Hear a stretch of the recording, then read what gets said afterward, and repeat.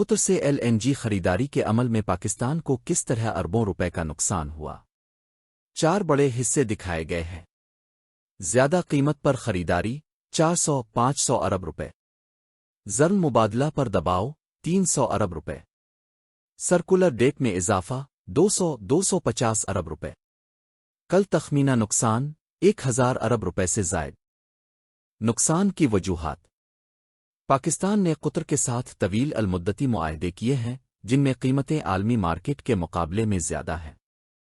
جب عالمی مارکیٹ میں قیمتیں کم ہو جاتی ہیں، پاکستان پھر بھی معاہدے کے تحت مہنگی ایل این جی خریدنے پر مجبور ہوتا ہے۔ اس فرق کی وجہ سے حکومت کو اربوں روپے کا مالی نقصان برداشت کرنا پڑتا ہے۔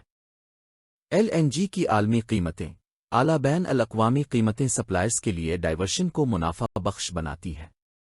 پاکستان کا سرپلس کم مانگ کے ساتھ پاکستان کو کارگو کی ضرورت نہیں ہے، اس لیے بیرون ملک فروخت کرنا منطقی ہے۔ تصویراتی اصلاحات: یہ سبسڈی میں کمی اور ذخائر کو مستحکم کرنے کے لیے پاکستان کے وسیع تر توانائی اصلاحات کے منصوبے کا حصہ ہے۔ کب اور کس نے معاہدہ کیا؟ پہلا معاہدہ 2016۔ حکومت پاکستان نے قطر گیس کے ساتھ 10 سالہ معاہدہ کیا۔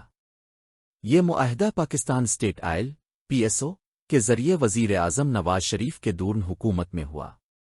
معاہدے کے تحت پاکستان ہر سال 3.75 million ton L N G خریدنے کا پابند ہوا۔ قیمت کا فارمولہ برینٹ کروڈ آئل سے منسلک تھا، یعنی جب تیل مہنگا ہوتا تو ایل این جی بھی مہنگی پڑتی۔ دوسرا معاہدہ 2021۔ وزیر اعظم عمران خان کے دور میں ایک نیا معاہدہ کیا گیا تاکہ قیمت کچھ کم کی جا سکے۔ تاہم یہ بھی طویل المدتی اور غیر لچکدار معاہدہ تھا جو 2031 تک جاری رہے گا۔ نقصان کیوں ہوا؟ ایل این جی کی عالمی قیمتوں میں کمی کے وقت سخت طویل مدتی معاہدوں نے پاکستان کو فائدہ اٹھانے سے روک دیا۔ بجلی اور صنعت میں ڈیمانڈ کی تباہی نے اضافی گیس پیدا کی۔ کرنسی کی قدر میں کمی نے ڈالر سے متعین ادائیگیوں کو بڑھایا۔ قابل تجدید ذرائع اور دیسی گیس کی طرف منتقلی میں پالیسی میں تاخیر نے عدم توازن کو مزید بگاڑ دیا۔ قطر سے ایل این جی خریداری کے عمل میں پاکستان کو کس طرح اربوں روپے کا نقصان ہوا؟